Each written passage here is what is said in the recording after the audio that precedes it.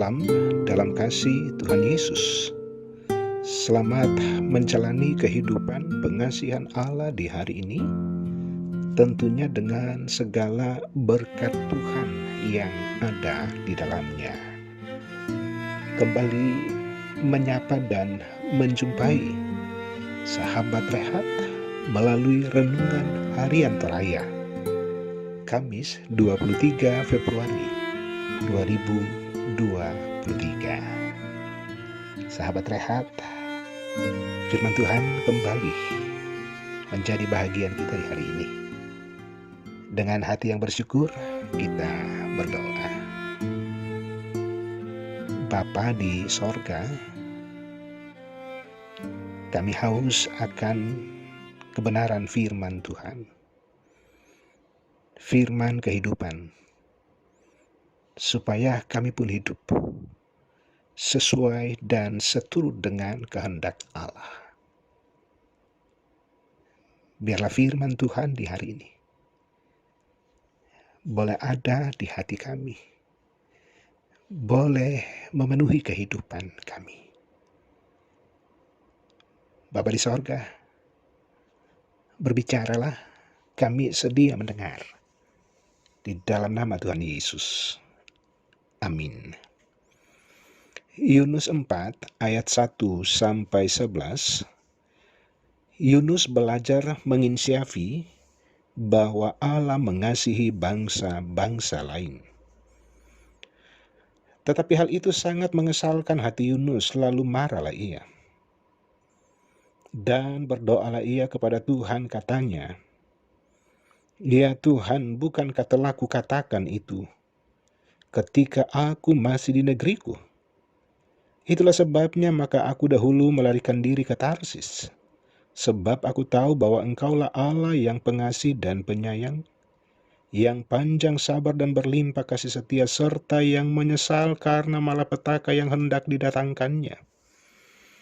Jadi sekarang ya Tuhan, cabutlah kiranya nyawaku, karena lebih baik aku mati daripada hidup."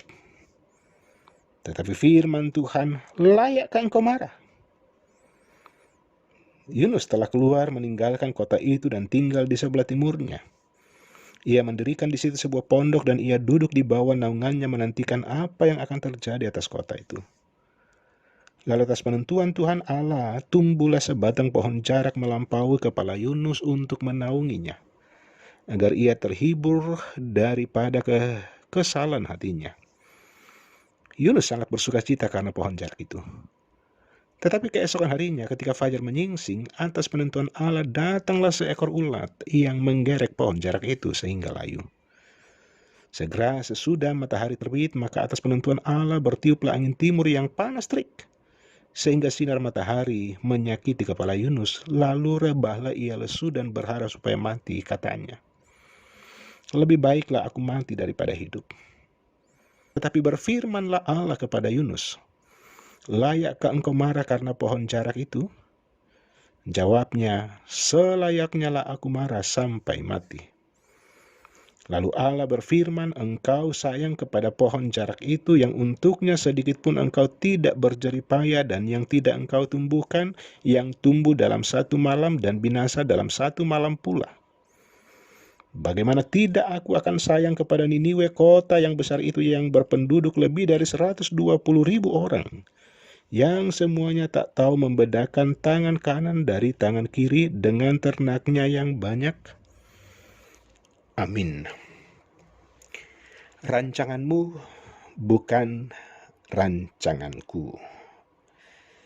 Sahabat rehat, ada banyak hal yang kita inginkan terjadi di kehidupan ini yang bisa memuaskan hasrat kita, yang bisa mendatangkan keuntungan tersendiri bagi kita, ataukah yang bisa memuaskan selera dan keinginan kelompok di mana kita hadir dan berada.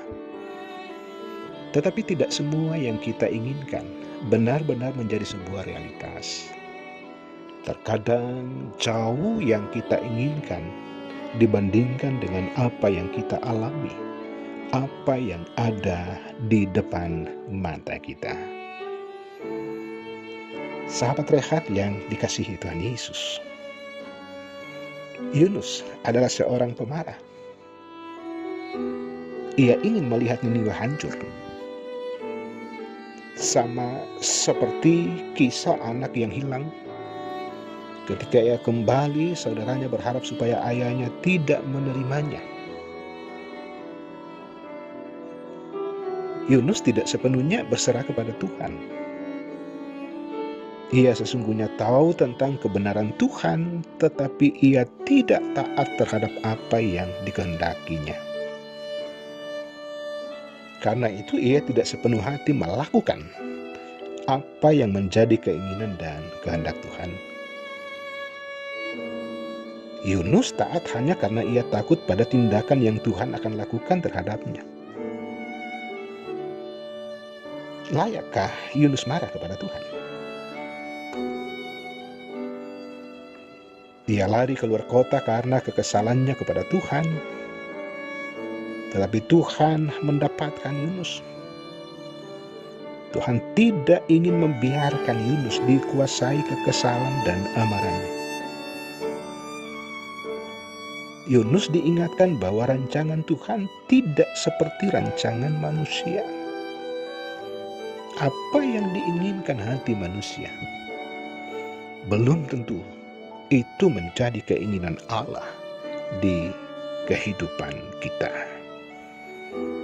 Di Yeremia 9 ayat 11 dikatakan, sebab aku ini mengetahui rancangan-rancangan apa yang ada padaku mengenai kamu. Demikianlah firman Tuhan, yaitu rancangan damai sejahtera dan bukan rancangan kecelakaan, untuk memberikan kepadamu hari depan yang penuh harapan. Itu berarti menjalani kehidupan pengasihan Allah. Kalau kehidupan yang kita jalani terasa manis, tidak berarti bahwa di dalamnya tidak ada kepahitan. Dan juga kalau kehidupan yang kita jumpai pahit adanya, tidak berarti bahwa di situ tidak ada kebaikan. Yang pasti bahwa kehidupan kita sungguh-sungguh dijamin oleh Allah. Allah punya rancangan yang luar biasa bagi setiap anak-anaknya, tetapi betapa terbatasnya kita untuk menyelami kasih kebaikan dan kesetiaan Allah bagi kita. Tuhan sungguh murah hati kepada anak-anaknya yang berdosa, kepada anak-anaknya yang hilang.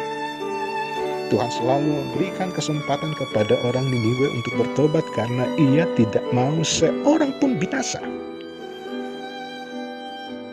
Justru Tuhan mau supaya semua orang diselamatkan. Sahabat Rehat yang dikasihi Tuhan Yesus, kalau Tuhan mau supaya kita diselamatkan, biarkanlah Tuhan terus merancang kehidupan kita menurut kasih karunia-Nya. Selagi ada waktu dan kesempatan, datanglah kepada Tuhan, berikan tempat bagi Allah berbicara di kehidupan ini. Amin. Kita berdoa. Tuhan, terima kasih firman-Mu di hari ini.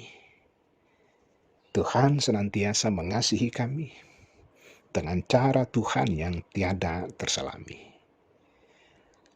Rencana kami bukanlah rencana Tuhan, rancangan kami bukanlah rancangan Tuhan, supaya kami bisa belajar dan terus menyadari bahwa kami adalah anak Tuhan yang terbatas, tidak bisa melakukan sesuatu apapun di luar dari kasih karunia Allah.